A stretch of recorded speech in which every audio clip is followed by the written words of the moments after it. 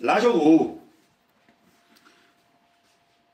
俺们的国干所况没说的，身体有比度的低的，那比度的低下的，俺们后边不要捞呢，后边不要个西路包路包的啦，那个家伙那边捞呢，啊的，都路标的包的，都路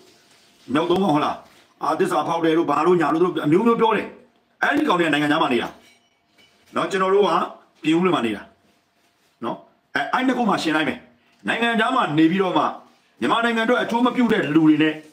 မြန်မာနိုင်ငံအတွင်းထဲမှာနေပြီးမြန်မာနိုင်ငံအတွင်းထဲမှာပြည်ဦးလည်းမှာနေတဲ့နေပြီးတော့သွားတဲ့တောင်ကြီးတော့နေရာတိုင်းကိုသွားတဲ့လူတွေရဲ့သုံးသက်ချက်ပေါ့နော်ဟိုကလိုင်းပေါ်ကနေအားတယ်နော်တစ္ဆာဖောက်တယ်လို့ကိုကန်းတို့ဘာတို့ကဥမာတခုအခုမြန်မာတက်မတော်ကလာရှိုးအသာတကြီးဝင်သွားတဲ့အချိန်မှာဟိုလမ်းကြောင်းတွေပိတ်ထားတဲ့ဘာညာဖြစ်တဲ့ညာဖြစ်တဲ့လူတွေလိုင်းပေါ်မှာကောလာဟာလာနဲ့တက်လာတယ်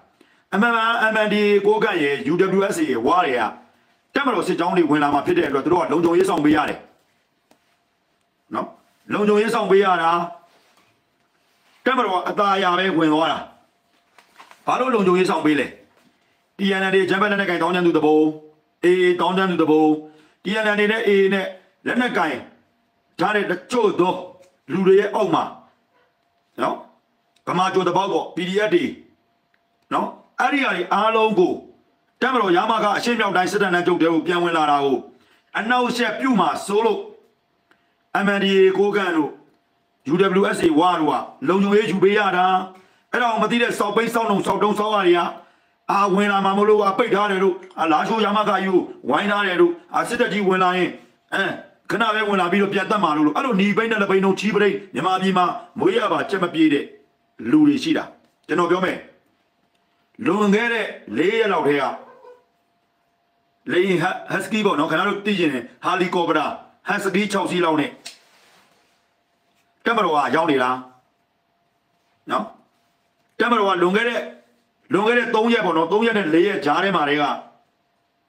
တက်မတော်ဟက်စကီ6စီးနဲ့လာရှိုးပေါ်ကိုဆင်းပြီးတော့မှတက်မတော်ကစစ်သားတွေကအကုန်လုံးလာချိုးမှရောက်နေတာဘယ်သူမှမသိဘူးနောက်တစ်ခုကစင်နကောင်ဟိုတယ်မှာရမကတိုင်းမှုအပါဝင်22ယောက်ကအဲ့ဒီမှာရောက်နေတာ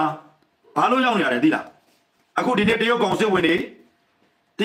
ဆိုတာကခင်ဗျားတို့ကပြောမယ်ဆိုတော့မန်တကူပြပါကိုပစံယူခင်ဗျားတို့မဟုတ်သေးဘူးကျွန်တော်တခုပြောပြမယ်ခင်ဗျားတို့နားလည်အောင်အသိဉာဏ်ပညာတွေဘဝဥဒ္ဒရာတွေရအောင်ခင်ဗျားတို့တဖြည်းဖြည်းနဲ့တမတော်ကာကွယ်ဦးစီးချုပ်ဦးမင်းအောင်လိုင်းနိုင်ငံတော်နာဇကဝန်ကြီးချုပ်ကဦးဆောင်တဲ့အစိုးရအဲ့ဒီအစိုးရလက်အောက်မှာပါတဲ့လူတွေအားလုံးကနော်ခင်ဗျားတို့ရှင်းပြပေးမယ်ခင်ဗျားတို့နားလည်သွားအောင်လို့အဲ့တော့အခုဒီနေ့လာချိုးမျိုးတွေကိုလာပြီးနော်စစ်သုံးဘက်တွေရောပဲသူတို့ဘယ်လိုအခမ်းအနားနဲ့ဘယ်လိုပေးမလဲလာချိုးမျိုးကိုတက်မလို့ဘယ်လိုပေးမလဲစစ်သုံးဘက်တွေကိုဘယ်လိုလဲနဲ့ပေးမလဲဆိုတာကိုအခုကွမ်လောင်ကနေပြီးတော့ကား6စီးလုံခြုံရေးက4စီးပါတယ်10စီးရောက်လာပြီလာချိုးဝင်လာပြီသူတို့ပြောတာ21ရက်နေ့အပြီးပြမှာဒီနေ့က19ရက်အခုကအချိန်က10နာရီနဲ့15 18မိနစ်ရှိပြီနောက်ဒီမှာအဲ့တော့ဒီနေရာကိုကရောက်လာပြီနော်ရောက်လာပြီးတော့သူတို့ဒီရမကအရှင်းမြောက်တိုင်းစစ်တပ်နိုင်ချုပ်ကိုဘယ်လိုသဘောတူညီချက်နဲ့ဆိုတာကိုနော်နောက်တစ်ခုကအခုကောင်စစ်ဝင်နေလာတာကိုလုံခြုံရေးလမ်းမယူပေးထားတာအဲ့ဒါကဘာလို့လဲသိလား TNL တို့ AA တို့ PDF တို့ဘောင်မဝင်တဲ့လက်နက်ကင်တောင်းချမ်းသူတွေလုံမစိုးလို့ MNDA ကိုကန်တို့ဝါတို့ကတက်မတော်လုံခြုံရေးယူပေးထားတာသိလားအဲ့ဒါမင်းတို့ဝိုင်းထားတာမဟုတ်ဘူးနော်အဲ့ဒါကြောင့်မလို့စာပြောပြအောင်မယ်တက်မတော်ကာကွယ်ဦးစီးချုပ်ဦးမင်းအောင်လိုင်းကတကယ်တော်တဲ့ထက်မြက်တဲ့လူဖြစ်တယ်နော်တနက်တစ်ချက်မဖောက်ဘဲနဲ့လာရှိုးမျိုးကိုတက်မတော်ကပြန်ဝင်လာတာနော်ခင်ဗျားတို့ MNDA ကိုကတ်ပဲဖြစ်ဖြစ် AA ပဲဖြစ်ဖြစ် TNL ပဲဖြစ်ဖြစ် PDF ပဲဖြစ်ဖြစ်ဝါပဲဖြစ်ဖြစ်ကြိုက်တာဖြစ်ခင်ဗျားတို့တိုက်ယူလိုက်ရတာ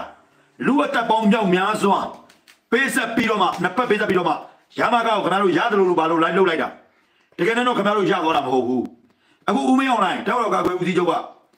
တနက်တစ်ချက်မှမပေါ့ဘူးသူစစ်သားကိုအပင်မခံပဲနဲ့ဒီရမကောက်ကိုပြန်ယူလိုက်တာအဲ့ဒါနိုင်ငံရေးစစ်ပွဲလို့ခေါ်တယ်မသိရင်မှတ်ထားနော်လက်နက်ကင်ပြီးတောင်းချမ်းနေတဲ့လူတွေလက်နက်ကင်ပြီးငွေကြေးရှာဖွေနေတဲ့လူတွေရှေ့လျှောက်ခင်ဗျားတို့တေးမယ်လားကြာတာဟုတ်ပြီလားခင်ဗျားတို့အခုရမကောက်ကိုစပြပြီကြည့်လိုက်နော်သူလှုပ်သွားတဲ့အကွက်ကသူ့ကိုလည်းဘယ်သူမှဘာမှပြောကြမလို့ဘူးအဲ့တော့လက်ရှိရ Yamaka မှာစစ်ဆိုင်ထားတဲ့မိုင်းရဲတို့ဟိုရတို့မှာနေထားတဲ့လူတွေကစစ်မတိုက်ဘဲနဲ့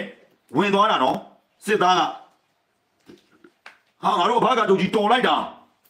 ကံတော်ကာဝေဦးစီးချုပ်ဦးမင်းအောင်လိုက်သူဘာတွေအပေါ်မှာလုံနေလဲဆိုတာခင်ဗျားတို့အခုမြင်ပြီမလားပြောနေတာအဲ့ဒါခင်ဗျားတို့ကျွန်တော်အချိန်ချင်းပြောခဲ့တယ်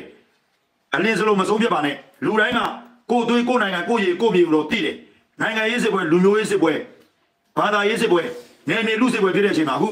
TNL တွေကွမ်းပြီလေဘာလုပ်လို့ရမှာဟမ်အေးကွမ်းပြီလေလစ်ပြီလေဟမ်တော့တက်တော့ကာကွယ်ဦးစီးချုပ်အနေနဲ့သူလက်ရှိအစိုးရမှာခင်ဗျားတို့တိုက်တယ်ကျွန်တော်တို့ကနှစ်ဖက်ပြောရမယ်စစ်တိုက်တယ်ငွေကြီးစံလူကြီးစံတွေကြောင့်နိုင်ငံတော်အုပ်ချုပ်မင်းလုပ်တဲ့တက်တော့ကာကွယ်ဦးစီးချုပ်ဦးမင်းအောင်လှိုင်ကိုလိန်ခဲ့တဲ့လူတွေရှိတယ်အဲ့ဒီလိန်ခဲ့တဲ့လူတွေရှိလို့ရမခနပခကြာဆုံးခဲ့ရတယ်နခကငါကြာဆုံးခဲ့ရတယ်အောက်ကလူတွေအကုန်လိန်သမျှသူခံပြီးတော့မှအခုသူပေးဆက်လိုက်ရတာတခုပဲဘာလဲဟဲ့အောင်ဒီမင်းတို့စစ်သားတွေမဟုတ်လားမင်းတို့စစ်မတိုက်တိုင်းတဲ့နေရာမင်းတို့တနက်တွေကြီးစံတွေအပြောင်းသားနဲ့တိုက်ခဲ့တဲ့ရမခမင်းတို့ကြောင့်ကြာသွားတာကိုငါဘယ်လိုပြန်ရယူပြပလဲငါဘယ်လိုပြန်ရယူပြလဲဆိုတဲ့နိုင်ငံကောင်းတော်ပေါ်ထွက်လာတာအဲ့ဒါမှတ်တာခင်ဗျားတို့ယုံကြည်ယုံမယုံကြည်နေအဲ့ဒါဂျုံနာမျိုးလားခင်ဗျားတို့စောက်လို့ချုပ်စောက်လို့မဟုတ်ဘူးချုပ်ကစပီကာသမားတယောက်နေနဲ့အမှန်တရားကိုပြတာနော်ခင်ဗျားတို့တိုက်ခိုင်းတာလေလက်နက်တွေပေးတယ်လူရင်အားတွေနဲ့တနက်တွေနဲ့တိုက်တာပဲတိုင်းဝူကိုယ်တိုင်ဒူတောင်ညံ့ခံပြီးတော့မှဟာလားအလံကျူတောင်သွားတာပဲရမခဟမ်အခုတက်တော့ကာကွယ်ဦးစီးချုပ်ဘာလုပ်လိုက်လဲဟမ်စစ်တပ်တိုက်ရအောင်မလို့ဘူးတပုံကပြန်ပြီးတော့လုံခြုံရေးပေးရတယ်ကျွန်တော်ပြောတာအဲ့ဒါလက်နက်ကင်ထားတာပဲပြည်သူလူထုအပေါ်မှာနိုင်ငံတော်ရဲ့တရားဝင်တက်မတော်လေရတယ်ကျွန်တော်တို့အခုကုန်းချမ်းလောက်ကိုင်းချင်းချွေဘောဟိုပါလေဟမ်ကွမ်းလုံးကျွန်တော်ပေးလို့ရတယ်ပေးလိုက်နော်နိုင်ငံတော်အစိုးရတည်းအနေနဲ့ဟုတ်ပြီအမှန်ဒီကိုကန့်ကိုပြောလိုက်မင်းတို့ချင်းချွေဘောရဲ့လောက်ကိုင်းရဲ့ကုန်းချမ်းရဲ့ဟိုကွမ်းလုံးရဲ့ရတယ်မင်းတို့အထူးဒေတာပဲပြပြကိုပိုင်အုပ်ချုပ်ွယ်ပဲမင်းတို့ငါပေးတယ်ဒါပေမဲ့မင်းတို့နိုင်ငံနဲ့တိုင်းပြည်နဲ့နိုင်ငံပိုင်တက်မတော်မတော်လန်နဲ့နိုင်ငံနဲ့တိုင်းပြည်ကိုမပြည့်စည်နဲ့နော်လူကိုလူမျိုးတွေပြက်လို့မပြည့်စည်ကြအောင်မလုပ်နဲ့ရတယ်မင်းတို့အုပ်ချုပ်ရတယ်အုပ်ချုပ်ခွင့်ပေးလို့ရတယ်နိုင်ငံတော်အလံအောက်မှာပဲမင်းတို့ရှိရမယ်ဟုတ်လားပေးလိုက်ဘာမှမဖြစ်ဘူးမင်းတို့တိုင်းရင်းသားတွေကိုငါတို့ကိုချင်းစားတယ်အဲ့ဒီကထွက်လာတဲ့အခွန်အမြတ်ကိုမင်းတို့ယူဒါပေမဲ့ဒေတာထွက်ပေါ့နော်အချိုးစီးပွားကိုမင်းတို့ရှာပြီးတော့မှကိုယ့်ရဲ့ကိုကန့်လူမျိုးကိုထူထောင်ဟုတ်လားတရားဝါပြောအောင်လုပ်ကြနေကြတိုင်းကြစားကြတော့ကြနိုင်ငံနဲ့လူမျိုးကိုတော့မပြတ်စည်းနဲ့ရတယ်မင်းတို့ယူလိုက်ဘာမှမဖြစ်ဘူးအဓိကကျွန်တော်ပြောတာရှင်းလားမသိဘူးကျွန်တော်ပြည်တော်စုလမ်းမကြီးမူဆယ်ကနေပြီးတော့မန္တလေးထိအဲ့လိုစီလမ်းမကြီးကဒါအစိုးရပဲပိုင်မှာနော်တိုင်းရင်းသားဆိုတော့လေတိုင်းရင်းသားရဲ့အနေအထားတစ်ခုရှိတယ်ခင်ဗျားတို့ကျွန်တော်ပြောပြမယ်ကျွန်တော်ရှမ်းပြည်နယ်ပိုင်းမှာအလုပ်လုပ်တယ်နော်နောင်ချိုကြော်တာနဲ့နွားကနောင်ချိုကြော်တာနဲ့ကြောင်မဲရဲဝင်လာတဲ့ဂုတ်တွင်းကိုကြော်တာနဲ့ပြောင်းတော့ထဲမှာ SSPB တို့ဘာတို့ညာတို့အခွန်ဆက်ကြီးတွေတောင်းနေတာပဲခင်ဗျားတို့အဲ့ဒါမျိုးကြရင်စောက်တံမထွက်ဘူးတောင်းတာနွားကားလည်းတောင်းတယ်တစ်ကားလည်းတောင်းတယ်နော်ရှိနေတာကာ7ဘိန်း7ဘိန်း8ဘိန်းအကုန်တောင်းတာအစိုးရဘာမှမပြောခဲ့ဘူးဟောနေပါစီလုံးပါစီဖြစ်ပါစီနော်ဟောတောင်းပါစီပေါ့ဒါသူတို့ရဲ့လက်နက်ကိုင်ဖွဲ့စည်းနေထားရတိုင်းပြည်ကိုမတော်နိုင်တိုင်းပြည်ကိုမပုံခံရင်ဘာမှမဖြစ်ဘူးဆိုပြီးအစိုးရခွင့်လုပ်ခဲ့တာအများကြီးရှိတယ်နော်ခင်ဗျားတို့ကတကူတော့ရှိတယ်ပေါ့နော်ပြည်သူလူထုကခင်ဗျားတို့ကလိုချင်တာကဒီမိုကရေစီနော်ခင်ဗျားတို့ကိုယ်တိုင်တိုင်းသားလက်နက်ကိုင်တောင်းလို့ဆိုရင်ခင်ဗျားတို့တခုံးမှမထွက်ဘူးစစ်တပ်ဂိတ်ကရဲဂိတ်ကဘာညာတောင်းခင်ဗျားတို့စောက်တန်ထွက်တယ်ခင်ဗျားတို့ပြောတယ်နော်ခင်ဗျားတို့တော်ကိုကျွန်တော်တို့နောင်တရရမိတယ်ဒီအချိန်တွေမှာဒါနဲ့ကျွန်တော်တို့ကဒီအချိန်မှာဒီစကားတွေမပြောတော့ပါဘူးဘာလို့လဲတွေးကွဲမှာစိုးလို့အခုအချိန်မှာတက်မတော်ကာကွယ်ဦးစီးချုပ်ကအရှိတ်နောက်တိုင်းစစ်တပ်နှံချုပ်ထဲကိုတနက်ကြီးစံတစ်ချက်မပေါက်ဖဲနဲ့တိုင်းထဲကိုပြန်ရောက်သွားတာကိုယ့်ရဲ့တက်မတော်သားတွေရဲ့ရင်တန်းတွေတက်မတော်သားတွေကိုတိုက်ခဲ့တဲ့လူတွေကလုံခြုံရေးပေးသွားရတာ PDF တွေမင်းတို့ဘယ်လိုလုပ်မှာတော့မင်းတို့ငါပြောတယ်မင်းတို့ကအနှင်းခံလူဒန်းသားဘဝနင်းများဘဝဟုတ်ပြီလားမင်းတို့ဘဝတွေကအခုစစ်တပ်ရောက်နေပြီမင်းတို့မနေ့ပြန်မှာအခုဒီနေ့ရောက်လာပြီနော်ကွန်လုံဘက်ကနေထွက်လာတဲ့ကား10စီး6စီးကလူကြီးက4စီးကလုံခြုံရေးကလမ်းဘေးပတ်ချတဲ့ရွာဘက်လေမှာအကုန်လုံးလုံခြုံရေးယူပေးလာရတာတက်မတော်ကိုဓာချုံးမျိုးကိုပြန်ပေးလိုက်ပါပြီဆိုတဲ့အကြောင်းဒီ စစ်သုံးဘက်တွေကိုဘလို့ပါဆိုပြီးတော့မှလဲလှယ်ရမယ်အကြောင်းနိုင်ငံရေးစစ်ပွဲလို့ပြောပြီးပြီစစ်တိုက်ရမလို့အဲ့ဒါဘာကတုတ်ကြီးရဲ့အစွမ်းပဲနော်ဖုံးမီးနေလာတောက်ခဲ့တဲ့ဦးမဲအောင်နိုင်ရဲ့အစွမ်းပဲသူများတိုက်ပြီးတော့မှယူလာလူသေးသွားတာ तू ကတိုက်ကိုမတိုက်တာမိုက်တာအေးအဲ့ဒါကြောင့်မလို့ပြောတာ तू ကမင်းတို့တခုတော့နားလေအောင်ပြောလိုက်မယ်မို့တပွင့်လိုပဲ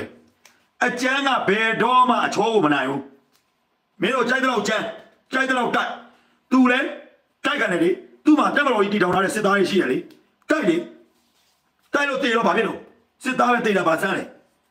မ်အဲ့တော့ငွေကြီးစံတွေလူကြီးစံတွေနဲ့လောက်ခဲ့ရတဲ့စစ်ပွဲ तू ရှုံးသွားတယ်အဲ့ဒီအရှုံးကို तू လက်ခံတယ်အဲ့ဒီအရှုံးကို तू လက်ခံတယ် तू သိတယ်ရမခဒီလိုဖြစ်တယ်ဆိုတာကို तू ဘယ်လိုပြန်ယူရမလဲဆိုတာကိုအခု तू ပြန်ယူပြတယ်အဲ့ဒါနိုင်ငံကောင်းအောင်ပဲမြန်မာပြည်မှာပေါ်တော့မပေါ်သေးဘူးလို့ကောင်းတော့အဲ့တော့ဗာနေသေးလားမို့တပွင့်လိုပဲမို့ဆိုတာကအရန်လူညံ့တာခင်ဗျားတို့အခုကြည့်ရှုနေတဲ့3421ယောက်ရှိတယ်မို့စားဘူးတယ်မလားမြင်းကြီးတွေကနေပြီးတော့မှတောင်ဖို့ဖောက်ပြီးတော့မှထွက်လာတယ်မို့စားတဲ့အချိန်ကျတော့ तू ကနူးညံ့တယ်နော်ဒါပေမဲ့ကြမ်းတမ်းတဲ့အရာတွေအားလုံးကို तू ဖြတ်တန်းလာတယ်တက်မတော်ကဝေဦးစီးချုပ်က तू ဖြတ်တန်းလာတယ် तू ပြုံးပဲအေးဆေးပဲဘာဖြစ်ဘူးတိုက်စမ်းဒီဘက်ကလည်းတက်မတော်စစ်သားပဲတိုက်တာဘိုးကလည်းတိုက်တာအောက်မှာလိန်နေငွေကြီးစံလူကြီးစံမိတယ်အဲ့ तू မသိဘူးလေတိုက်စစ်သားချင်းပဲဟိုဘက်စစ်သားဒီဘက်စစ်သားတိုက်တာရှုံးတော့လေအရှုံးနဲ့လိုက်ရတဲ့ကို तू ခံယူခဲ့တယ်တက်မတော်ကဝေဦးစီးချုပ်ခံယူခဲ့တယ် तू ရှုံးတာ तू သိတယ်ဘာဖြစ်လို့လဲ तू ကိုယ်တိုင်တိုက်တယ်မအောက်မှာတိုက်နေတဲ့ဟုတ်လားစစ်တောင်းမှုဟုတ်လား G1 viewer မှုကာနေဤနော်တက်မမှုတိုင်မှုကသရမှုတွေနဲ့တိုက်ခိုင်းတာလေဟုတ်တယ်မလားသူတိုက်ခိုင်းနေတာပဲခင်ဗျားတို့နိုင်အောင်တိုက်ဖို့စစ်သားချင်းတိုက်တာဒါပေမဲ့ခင်ဗျားတို့တိုက်လို့ရှုံးသွားတယ်လေဟုတ်ပြီလားခင်ဗျားတို့တိုက်လို့ရှုံးတာလက်ကနေငွေကြီးတန်လူကြီးတန်တိုက်ပွဲရလူဝင်အားရဘလို့ပြပြရှုံးအခု तू လာချိုးကိုတနက်တစ်ချက်မဖောက်ပဲနဲ့ तू ပြန်ယူပြပေးတယ်အဲ့ဒါ तू ရဲ့နိုင်ငံကောင်းအောင်ရဲ့အစွမ်းပဲခင်ဗျားတို့မှတ်လားနော်ခင်ဗျားတို့မလုံနိုင်တာကိုလုံပြပေးနေတာအဲ့ဒါနိုင်ငံကောင်းအောင်ပဲနော်တေးမှာပေါ့စစ်သားပဲတေးရဆိုတော့ကောင်းတော့ခင်ဗျားတို့ကစစ်ပွဲတစ်ပွဲရှုံးနိုင်ဦးမင်းအောင်လည်းသွားပြောလို့ရတာမဟုတ်ဘူးဦးမင်းအောင်လည်းစစ်တိုင်းနေရမဟုတ်ဘူးနော်ဦးမင်းအောင်လည်းနိုင်ငံရေးရ तू ဖြစ်လာတဲ့အပေါ်မှာဒီမဲလိမ်မဲကိုမှုမဲမသမာမှုအပေါ်မှာ तू ဒီအာဏာထိန်းခဲ့တဲ့အတွက်သူ့ရဲ့တပ်မတော်ရဲ့အောက်ခြေစစ်တီစစ်သားတွေသူ့ကိုဘယ်လောက်ထိလိမ်လည်ခဲ့တယ်ခင်ဗျားတို့ဒါကြောင့်မလို့ပြောတာမလိမ်နဲ့မညာနဲ့ဦးမင်းအောင်လည်းပြောရင်လက်ခံတယ်ပြောလို့ရတယ်ခင်ဗျားတို့ရောက်မပြောနိုင်လို့အောက်ကနေသတိဆွဲပြီးဒီမှာသတိဆွဲပြီးအလေးပြုပြီးတော့သတင်းပို့ရမှာတော့ကြောက်တဲ့ကောင်တွေကြောင့်ဒီစစ်ပွဲရှုံးရတာမှတ်လားနော်ကြည်တယ်မရှိဘူးပေါ့ကွာတနက်မရှိဘူးပေါ့ကျွန်တော်လက်နဲ့တွေမကောင်းပါဘူးပေါ့ဘာဖြစ်လို့ပြောလိုက်ပေါ့ခင်ဗျားတို့ဘာလို့မပြောခဲ့တာဟမ်ကောက်ဆောက်ဆန်နေယူတယ်အဲ့ဒါကိုဇော်ဘောရောထန်းနေအောင်နဲ့သွေးခွဲနေပြောသေးတယ်ခင်ဗျားတို့အခုဦးမင်းအောင်လည်းဘာလို့သွားလဲကြည်တယ်တစ်ချက်တော့မပေါ့ဘူးလာရှုံးမျိုးပြန်ပြီးတော့ရအောင်လုပ်သွားတာကဲအဲ့ဒီတဲ့ကောင်းတဲ့ခေါင်းဆောင်ရှိပါဦးမလားဟမ်ယူသွားပြီဟိုကလာချိုးဖះအောင်ဥပမာတစ်ခုပြောမယ်နော်မင်းအွန်လိုင်းဆိုတဲ့ကောင်ကစစ်တိုက်เสียမလို့ဘူးမင်းတို့ငါလောက်ပြမယ်ဆိုပြီးတော့သူလောက်ပြသွားပြီခုလောက်ပြသွားပြီရသွားပြီတဲ့လားခင်ဗျားတို့ကစစ်ကောင်းဆောင်ဆိုတာကအဖက်ဖက်ကနေပြည့်စုံနေရတယ်နော်ပြည့်စုံနေရတယ်နော်လွန်ခဲ့တဲ့3ရက်လောက်တည်းကရောက်ပြီးတာ20ရက်နေ့အပြီးအကုန်ရှင်းရမှာအကုန်သွားနော်သွားမင်းတို့ကမှကုန်းချမ်းနောက်ပိုင်းချင်းရွှေရောကွန်လုံးပါညာမင်းတို့နေတော့မင်းတို့ဘက်ကထွက်တဲ့ဟာတွေဟုတ်ပြီလို့ရတယ်မင်းတို့ခုံကားပေးပေးဘာလို့လဲတိုင်းသားချင်းချင်းကိုချင်းစာနာသိရှိတယ်ဟုတ်တယ်မင်းတို့တိုင်းပြည်ကိုမစော်ကားနဲ့တိုင်းပြည်ကဒီလိုစစ်တိုက်ပြီးယူလို့မရဘူးဆိုတော့သိသွားပြီသူတို့ဘလုံးမဒီတိုင်းပြည်ကိုလက်နဲ့ကန်ပြီးစစ်တိုက်လို့မရဘူးဒီတိုင်းပြည်ကိုလက်နဲ့ကန်ပြီးလက်ရှိနိုင်ငံပိုင်းတက်မတော်ကိုတော်လှန်ပြီးလှုပ်လို့မရဘူးဆိုတော့အကုန်သိသွားပြီအဲ့ဒါတကွက်ပဲပြလိုက်တာတေလိုက်မယ်အေးရဲ့ TNN ရဲ့နော်အေးရဲ့ TNN ရဲ့နော် TNN ကြီးနေလက်နဲ့စုံပြီးပြေးတဲ့ဘောကိုရောက်လိုက်မယ်အဲ့ဒါမှတ်ထားနော်မှတ်ထားခင်ဗျားတို့မသိမှတ်ထားခုလက်တွေ့လောက်ပြနေတာခင်ဗျားတို့ရမခကိုရောက်သွားပြီးတော့မှအခုအရှင်းတော်တိုင်းစစ်တဲ့နာတုံးကိုတက်မတော်ကနေပြီးတော့ပြန်လဲထိန်းချုပ်ပြီးတော့မှငကိုပုံမှန်တိုင်းပြည်သူလူထုတွေရောစီးပွားရေးလုပ်ငန်းရှင်တွေရောသွားလာလှုပ်ရှားတဲ့လူတွေရောအားလုံးကိုနော်ကိုလို့သူ့လို့နော်အဲ့တကယ်တော့နိုင်ငံပိုင်တိုက်မတော်ဗျာခင်ဗျားဘယ်လိုကနိုင်မှာလဲ